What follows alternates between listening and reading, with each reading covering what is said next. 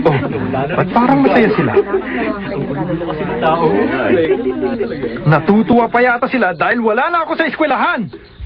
Jenny, kanina lang, kausap ko pa siya. Sobra namang umiyak si Jenny, oh. Eugene! Uminahon ka, Alfred! Hindi! May traso pa siya sa akin! Hindi pa kami tapos! Kailangan maghunahon si Alfred! Hindi ako naniniwala. Patay ka na, Eugene! Eugene, lumabas ka riyan! Lumabang ka! Tama na! Eugene! Hindi pa tayo tapos! Magtutos pa tayo! Eugene! Tama na, Eugene! Hindi ko makalimutan yun! Yung ginawa mo! Kailangan bumalik ka, bayaran mo ang atraso mo. Hindi pa tayo tapos. Hindi ka pa dapat mamatay. Lumabang ka pa. Tama na, Alfred. Hindi pa tayo tapos. Hindi pa. Hindi pa ako nakabawi sa'yo. Hindi pa.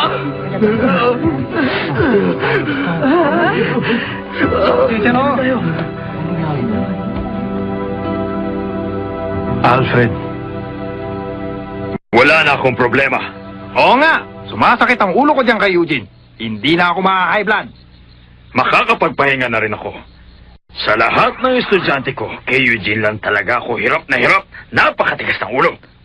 Buti na lang wala na siya, ano. Siguro naman ngayon, matatahimik na rin ang eskwelahan natin. Wala na siya, hindi ba? Totoo yung sinabi mo. Ayos na. Ano?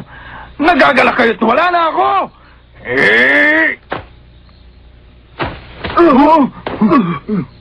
Ano ba naman kayong dalawa? Bigyang galang nyo naman ang magulang ni Eugene at ang mga tao nagluluksa dito. Iba siya.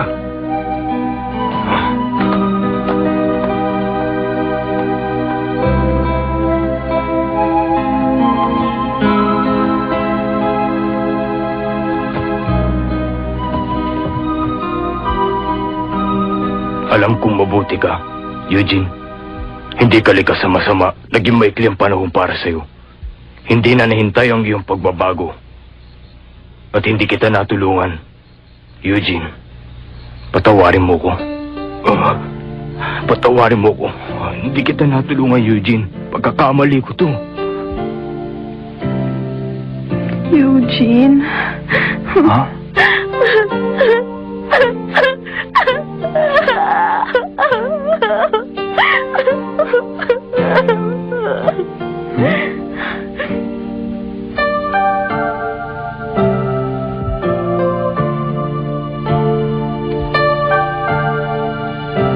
Anak, magpasalamat ka sa nagligtas sa'yo. Kuya, maraming salamat sa iyo.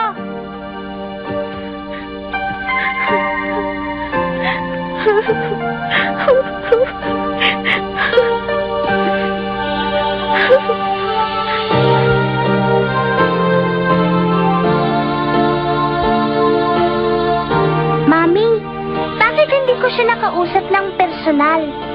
Nasaan siya? Wala na siya. Mami, siguro marami siyang kaibigan. At marami siyang natulungan. Dahil katulad ko, iniligtas niya ang buhay ko. Talagang napakabait niya.